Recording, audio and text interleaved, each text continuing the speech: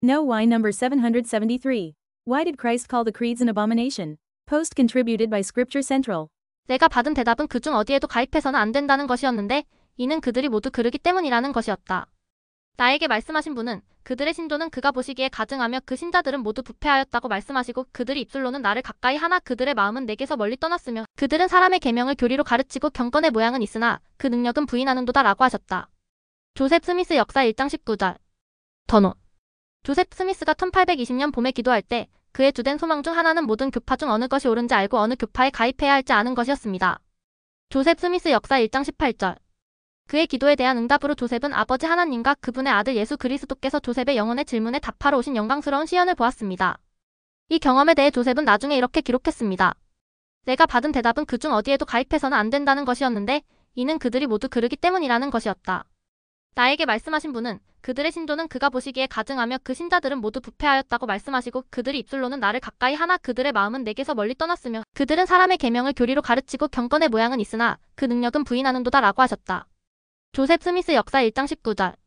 거친 표현처럼 보일 수 있지만 존 웰치는 조셉의 첫 번째 시연에 대한 여러 기록과 기독교 신조의 역사적 맥락을 주의 깊게 살펴보면 주님께서 왜 전통적인 신조가 신앙에 그토록 해롭다고 생각하셨는지 설명할 수 있다고 말합니다. 첫째, 조셉 스미스 역사에 수록된 1838년의 첫 번째 시연에 대한 기록은 기독교 신조를 구체적으로 언급한 유일한 기록이지만 이 시연에 대한 선지자의 다른 생존 기록 대부분은 당시의 사람들과 교회가 복음에서 떠났다는 취지로 똑같이 모호하지 않은 말을 담고 있습니다.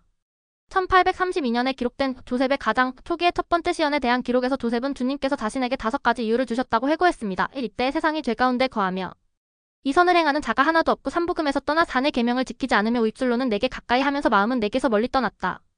10년 후인 1842년에 조셉은 2가지 중요한 점을 더 회상했습니다. 그들은 나에게 6. 모든 종교 교파가 잘못된 교리를 믿고 있으며 7. 그들 중 어느 누구도 하나님을 그의 교회와 왕국으로 인정하지 않는다고 말했습니다.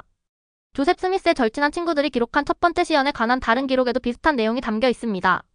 1843년에 레위 리차드는 조셉이 그들 중 누구도 옳지 않고 모두 틀렸으며 영원한 성약이 깨졌다는 응답을 받았다. 마찬가지로 알렉산더 네이바우어는 1844년에 주님께서 조셉에게 그들은 내 백성이 아니며 모두 타락했고 선을 행하는 자는 하나도 없고 하나도 없다고 말씀하셨다고 기록했습니다. 웰치는 첫 번째 시연에 대한 이러한 모든 기록이 주로 복음이 원래 진리와 순수함으로 전파되었지만 세상이 복음에서 벗어났다는 것을 일관되게 분명히 하고 교리의 오류가 사람들의 믿음에 도입되었다는 것을 올바르게 관찰했습니다. 또한 첫 번째 시연에 대한 기록은 그 결과 그리스도를 따르는 자라고 공언한 많은 사람의 삶에서 혼란과 다툼과 부패가 계속되었다. 이러한 상황은 특히 제2차 대각성기의 조셉 스미스의 젊은 시절에 두드러지게 나타났습니다. 조셉 자신은 각 교파가 개종자를 얻기 위해 매우 강하게 싸웠기 때문에 자신이 시연을 보기까지의 사건을 말의 전쟁과 의견의 소란으로 묘사했습니다. 조셉 스미스 역사 1장 10절. 조셉은 12살이 되었을 때에도 인류의 마음에 만연한 악과 가증한 일과 어둠의 다툼과 분열에 대해 염려했습니다. 이러한 다툼의 대부분은 각 교파에서 서로 다른 교리를 둘러싼 것이었습니다. 여러 가지 면에서 기독교 신조들이 수년에 걸쳐 채택되면서 조셉 시대의 상황은 주님의 강력한 정죄를 정당하게 받을 만한 끔찍한 상황으로 이어졌습니다. 실제로 웰치는 주님이 말씀하신 기독교의 상태와 일치하는 신조주의 3단계 개요를 확인했습니다. 1. 처음에는 예수님이 복음을 평이하게 가르쳤고 이 시간이 지나면서 잘못된 사상과 교리가 가르치게 되었으며 3. 결국 특정 교회를 다른 교회와 의도적으로 구분하는 많은 새로운 신조들이 만들어지고 채택되었습니다. 첫 번째 단계에서 신조라는 단어가 나는 믿는다라는 뜻의 라틴어 크레도에서 유래했다는 점에 주목할 필요가 있습니다.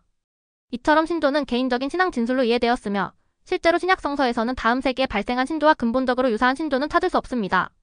오히려 신약성경의 신조 이전의 신앙 진술은 짧고 다양하며 연습되지 않았고 지극히 개인적인 것이며 아마도 예수 그리스도의 삶과 성역의 측면에 초점을 맞춘 예수 그리스도에 대한 증언으로 가장 잘 이해될 수 있습니다.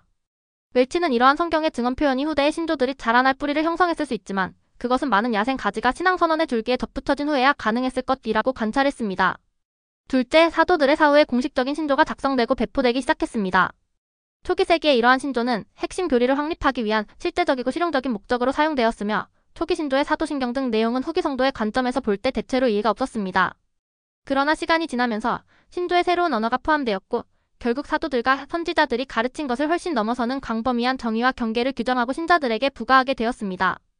신조는 결국 상당수의 이상하고 잘못된 교리가 원래의 타당하고 진리적인 요소와 섞일 때까지 천천히 교리에서 벗어나는 지점을 추가했습니다. 마침내 개신교 종교개혁이 도래하면서 신조는 한 종교단체를 다른 종교단체와 구별하고 차별화하기 위한 목적으로 제정된 세 번째, 훨씬 더 문제가 많은 단계에 도달했습니다. 새로운 교파가 조직되면서 신도의 수가 급증했고 많은 교파가 이단으로 간주되는 종교단체를 가르친다는 이유로 다른 교파 및 종교단체를 분열시키는 논쟁적인 입장을 취했습니다. 따라서 웰치는 신도의 문제는 내용만큼이나 갈등과도 관련이 있었다고 지적했습니다. 문제는 신도의 내용뿐만 아니라 신도가 어떻게 사용되는지에 관한 것이었습니다. 더 Y. 신도들이 어떻게 발전해왔고 조셉 스미스의 초기 생애에서 어떻게 사용되었는지에 비추어 볼 때 주님께서 신도들을 불쾌하게 여긴 것은 놀라운 일이 아닙니다. 물론 모든 기독교 신조, 특히 초기의 신조들이 똑같이 문제가 있다는 말은 아닙니다. 존 W. 웰치는 모든 신조가 똑같이 창조되지 않았기 때문에 후기 성도는 모든 신조를 똑같이 정죄해서는 안 됩니다. 그러나 시간이 흐르고 신조가 더 길어지고 더 구속력이 있고 더 논쟁적이 되면서 신조에서 배교가 실제로 교리적인 문제와 오류를 안고 있었으며 때로는 그들이 말한 것만큼이나 말하지 않은 것에 의해 배교가 있었음을 알 수 있습니다. 라고 말했습니다. 조셉 스미스는 평생 주님의 말씀을 마음에 새겼기 때문에 후기 성도가 따라야 할 어떤 신조도 제시하지 않았습니다. 그 대신 그는 성도들의 요청이 있을 때 개방적이고 성도들을 초대하는 몇 가지 주요 후기 성도 신앙을 신앙계도로 알려진 요약하여 제시했습니다. 따라서 전통적 신조로 인한 주요 문제점은 결정적으로 신앙계도 어디에도 보이지 않습니다. 1843년 선지자 조셉 스미스는 신조들이 근본적으로 잘못된 이유를 다음과 같이 설명했습니다. 나는 여러 교파의 신조들 중 어느 것도 믿을 수 없는데 그 이유는 모든 신조들이 진리를 담고 있기는 하지만 그 안에 내가 동의할 수 없는 것들이 있기 때문입니다. 나는 하나님의 면전에 나아가 모든 것을 배우고 싶지만 신조들은 말뚝을 받고 여기까지만 오너라. 더 이상은 오지 말라고 하니 나는 이에 동의할 수 없습니다. 많은 신조들이 의심할 여지 없이 선의의 기독교인들이 쓴 것이지만 궁극적으로 신자들이 받아들이거나 허용하는 계시의 한계를 설정하고 있습니다. 그러나 하나님은 새로운 계시로 자녀들을 축복하시기를 원하십니다.